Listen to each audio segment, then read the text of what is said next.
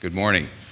I'm Dave Keene, President of the National Rifle Association of America, and I'd like to welcome you here this morning for the purposes of beginning our discussion of the topic that's been on the minds of American parents across this country, and that is, what do we do about the tragedies of the sort that struck in Newtown, Connecticut, to avoid such events in the future?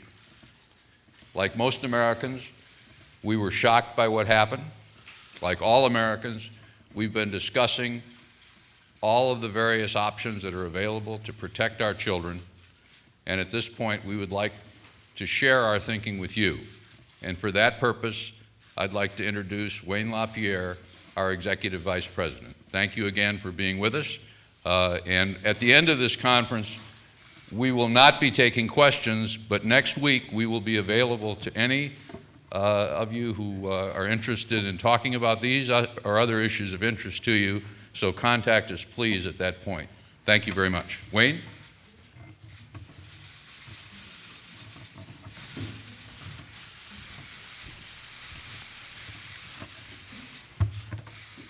Good morning.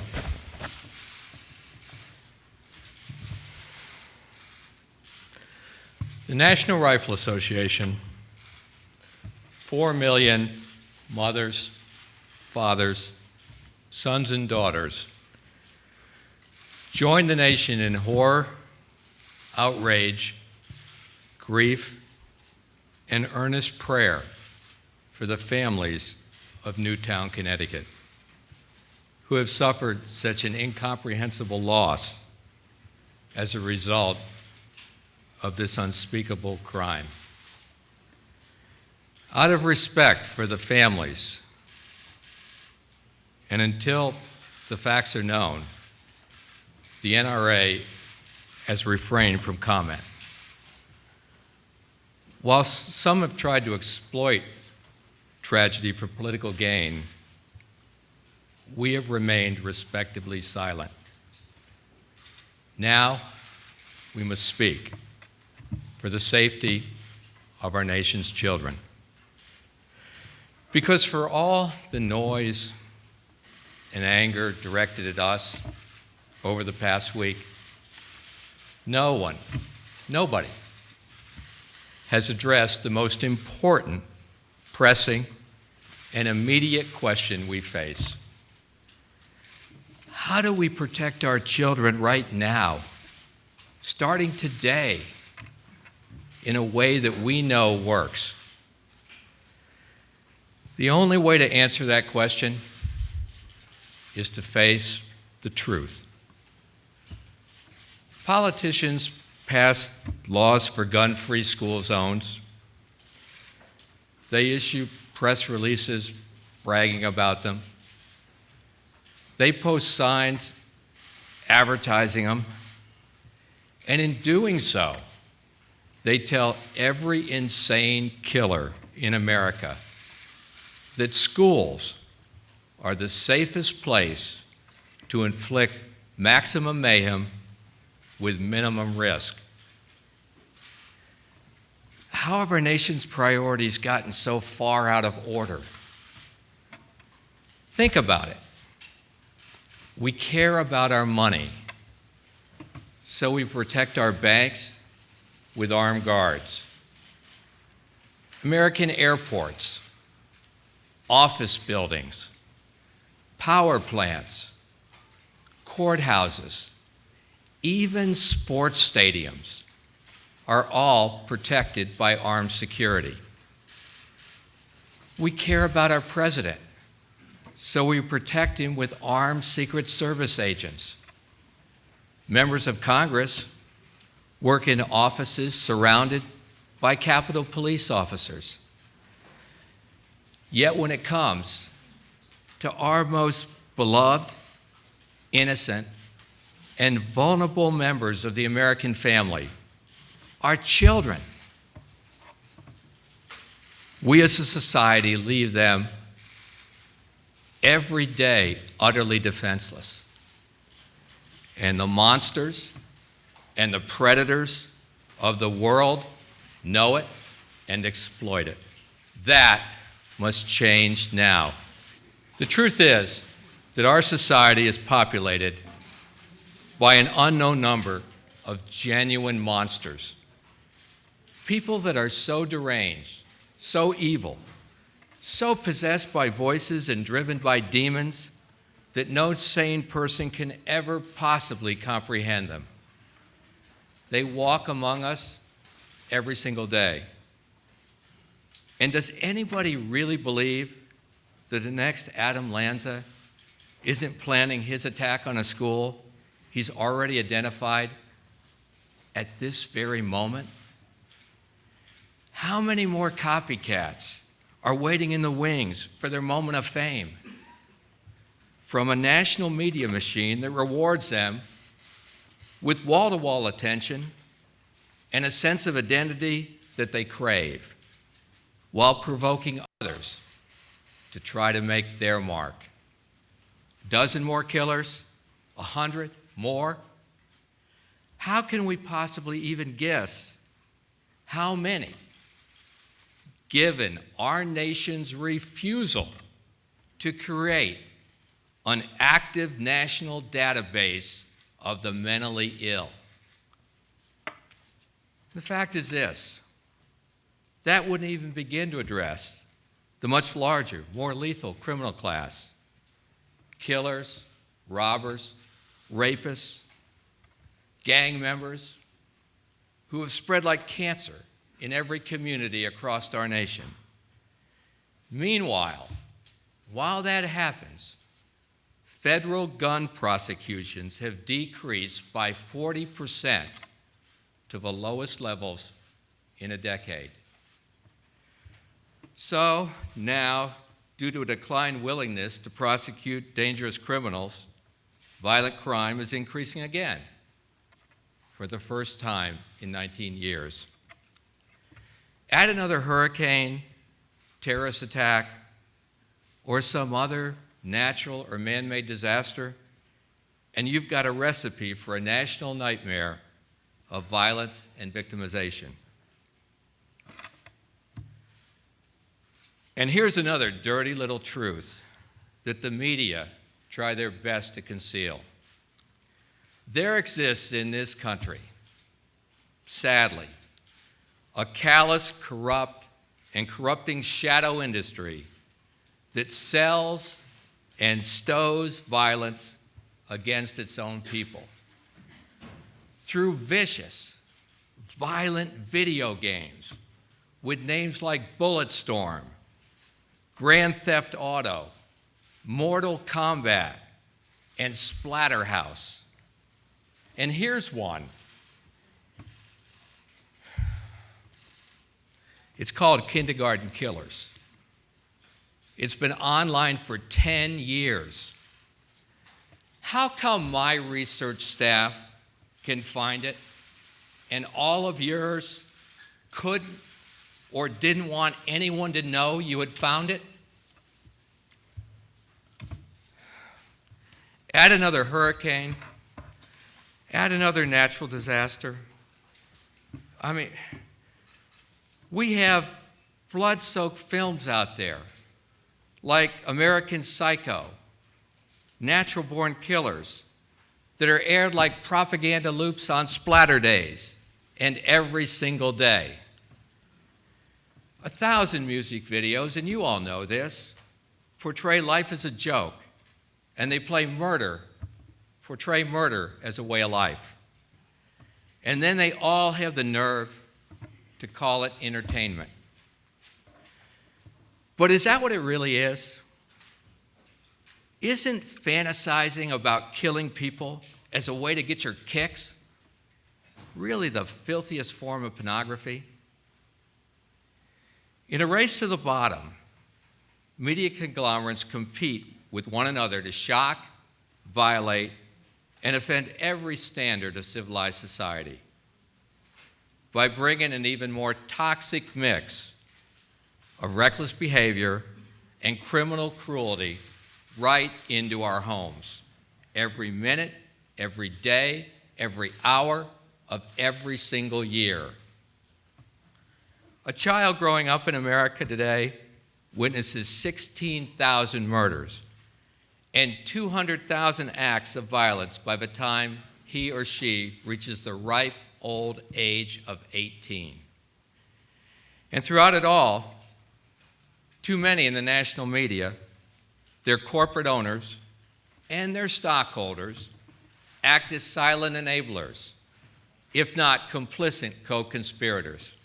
Rather than face their own moral failings, the media demonize gun owners, amplify their cries for more laws, and fill the national media with misinformation and dishonest thinking that only delay meaningful action and all but guarantee that the next atrocity is only a news cycle away.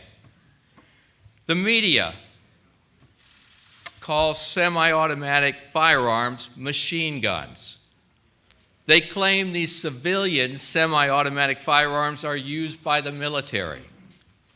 They tell us that the .223 round is one of the most powerful rifle calibers, when all of these claims are factually untrue.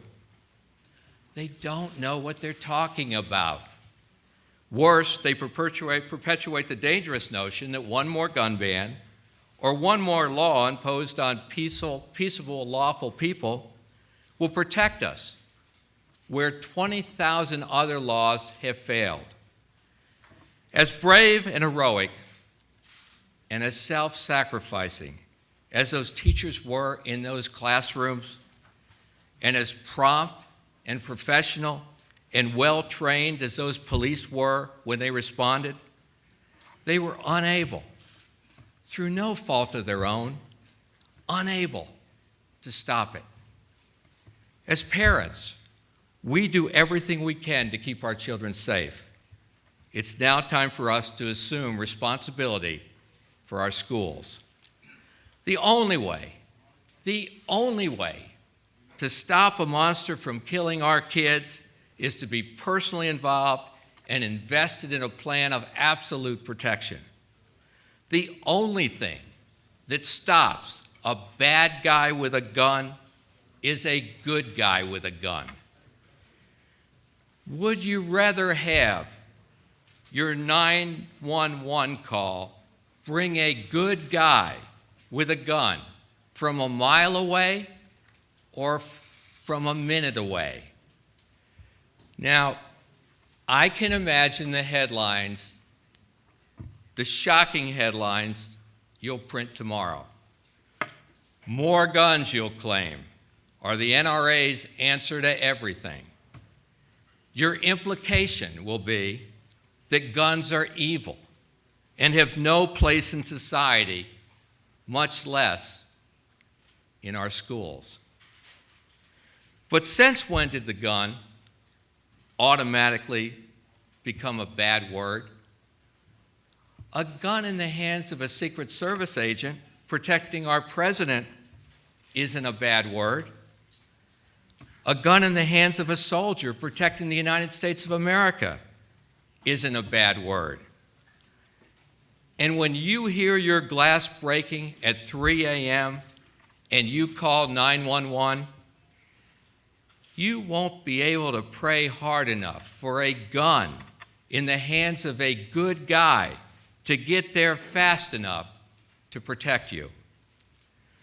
So, why is the idea of a gun good when it's used to protect the president of our country or our police, but bad when it's used to protect our children in our schools? They're our kids. They're our responsibility. And it's not just our duty to protect them, it's our right to protect them. You know, 5 years ago, after the Virginia Tech tragedy, when I said we should put armed security in every school, the media called me crazy. But what if when Adam Lanza started shooting his way into Sandy Hook Elementary School last Friday, he'd been confronted by qualified armed security. Will you at least admit it's possible that 26 little kids, that 26 innocent lives might have been spared that day? Is it so abhorrent to you that you'd rather continue to risk the alternative? Is the press and the political class here in Washington, D.C., so consumed by fear and hatred of the NRA and American gun owners that you're willing to accept a world where real resistance to evil monsters is a lone, unarmed school principal left to surrender her life to shield those children in her care? No one, regardless of personal political prejudice, has the right to impose that sacrifice. Ladies and gentlemen, there's no national one-size-fits-all solution to protecting our children. But do know this president zeroed out school emergency planning grants in last year's budget and scrapped Secure Our Schools policing grants in next year's budget. With all the foreign aid the United States does, with all the money in the federal budget, can't we afford to put a police officer in every single school? Even if they did that, politicians have no business and no authority denying us the right, the ability, and the moral imperative to protect ourselves and our loved ones from harm.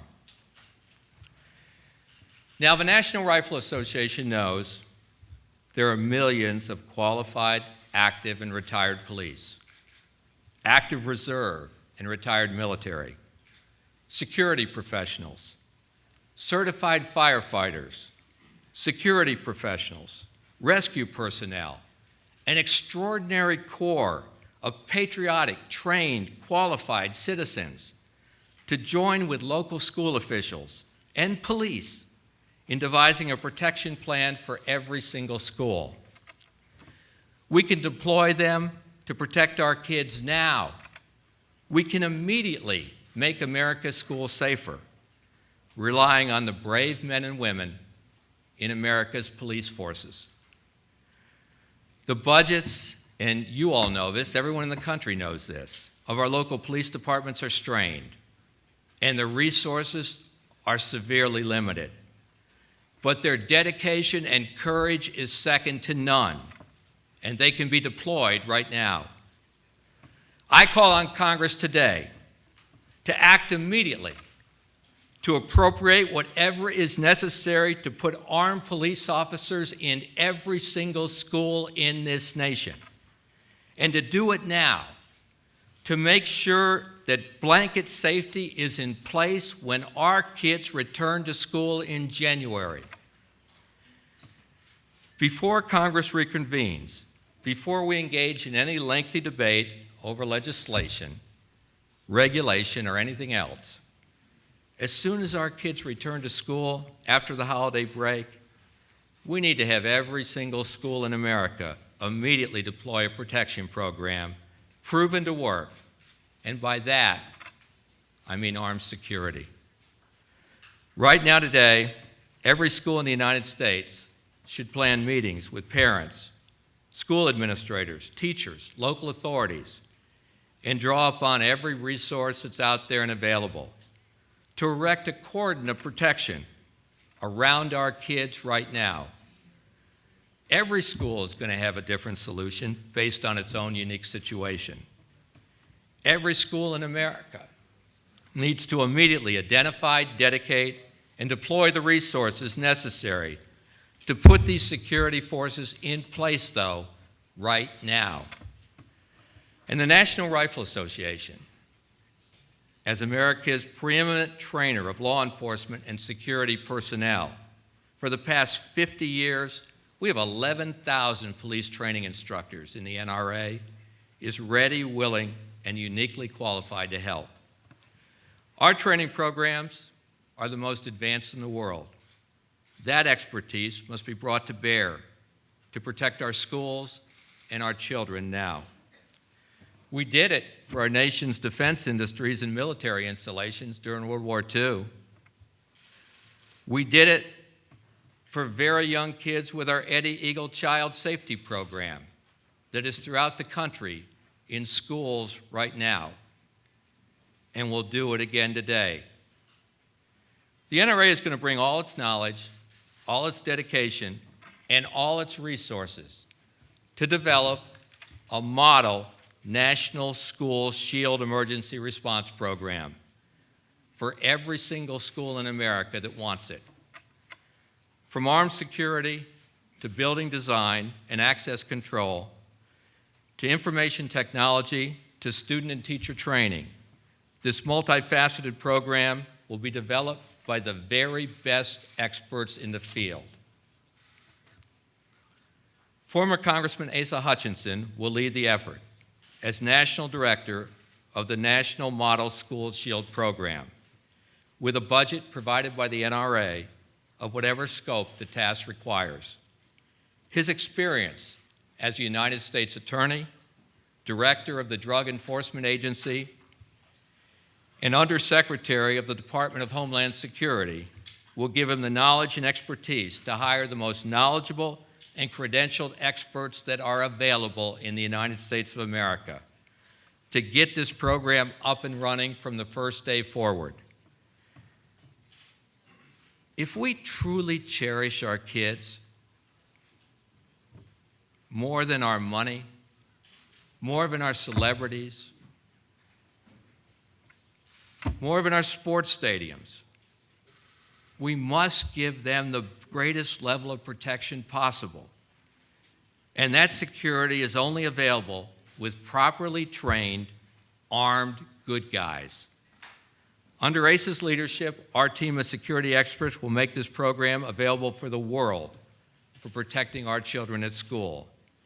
And we'll make that program available to every single school in America free of charge.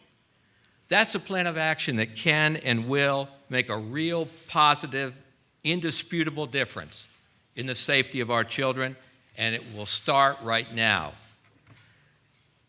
There's going to be a lot of time for talk and debate later. This is a time, this is a day for decisive action. We can't wait for the next unspeakable crime to happen before we act.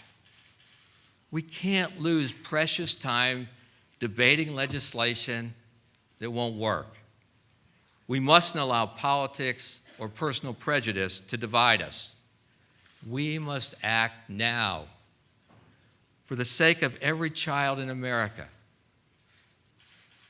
I call on every parent, I call on every teacher, I call on every school administrator, every law enforcement officer in this country to join with us and help create a national school shield safety program to protect our children with the only positive line of defense that's tested and proven to work. And now, to tell you more about the program, I'd like to introduce the head of the effort, former U.S. Congressman, former U.S. Attorney for the Western District of Arkansas, and former Administrator of the U.S. Drug Enforcement Agency, the Honorable Congressman Asa Hutchinson. Asa?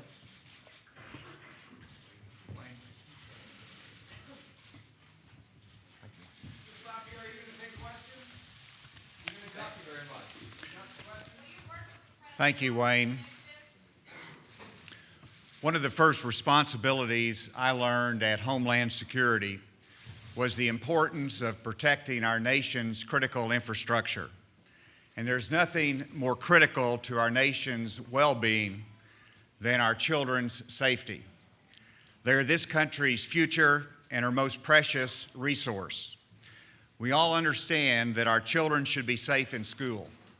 but it is also essential that the parents understand and have confidence in that safety. As a result of the tragedy in Newtown, Connecticut, that confidence across this nation has been shattered. Assurance of school safety must be restored with a sense of urgency. That is why I am grateful that the National Rifle Association has asked me to lead a team of security experts to assist our schools, parents, and our communities. I took this assignment on one condition: that my team of experts will be independent and will be guided solely by what are the best security solutions for the safety of our children while at school. Even though we are just starting this process, I envision this initiative will have two key elements. First of all, it will be based on a model security plan, a comprehensive strategy for school security based upon the latest, most up-to-date technical information from the foremost experts in their fields. This model security plan will serve as a template, a set of best practices, principles, and guidelines that every school in America can tweak as needed and tailor to their own set of circumstances. Every school and community is different, but this model security plan will allow every school to choose among its various components to develop a school safety strategy that fits their own unique circumstance, whether it's a large urban school or a small rural school such as we have in Arkansas, or anything in between. Armed, trained, qualified school security personnel will be one element of that plan, but by no means the only element. If a school decides, for whatever reason, that it doesn't want or need armed security personnel, that, of course, is a decision to be made by the parents and the local school board at the local level. The second point I want to make is that this will be a program that does not depend upon massive funding from local authorities or the federal government. Instead, it'll make use of local volunteers serving in their own communities. In my home state of Arkansas, my son was a volunteer with a local group called Watchdog Dads, who volunteer their time at schools to patrol playgrounds and provide a measure of added security. President Clinton initiated a program called Cops in School, but the federal response is not sufficient for today's task. Whether they're retired police, retired military, or rescue personnel, I think there are people in every community in this country who would be happy to serve if only someone asked them and gave them the training and certifications to do so. The National Rifle Association is the natural, obvious choice to sponsor this program. Their gun safety, marksmanship, and hunter education programs have set the standard for well over a century. Over the past 25 years, their Eddie Eagle Gun Safe program has taught over 26 million kids that real guns aren't toys. And today, child gun accidents are at the lowest levels ever recorded. School safety is a complex issue with no simple single solution. But I believe trained, qualified, armed security is one key component among many that can provide the first line of difference as well as the last line of defense. Again, I welcome the opportunity to serve this vital, potentially life-saving effort. Thank you very much. Thank you. Asa, thank you. Dean, do either of you feel like any talks with As I indicated anybody else about guns? As I indicated at the outset, this is the beginning of a serious conversation. We won't be taking questions today, but Andrew Arulanundram, our Public Affairs Officer, is here. We will be willing to talk to anybody beginning on Monday. A text of the speech by Wayne and Asa Hutchinson's remarks are available at nra.org. I want to thank all of you for being with us, and I look forward to talking to you and answering any of your questions next week. Thank you very much.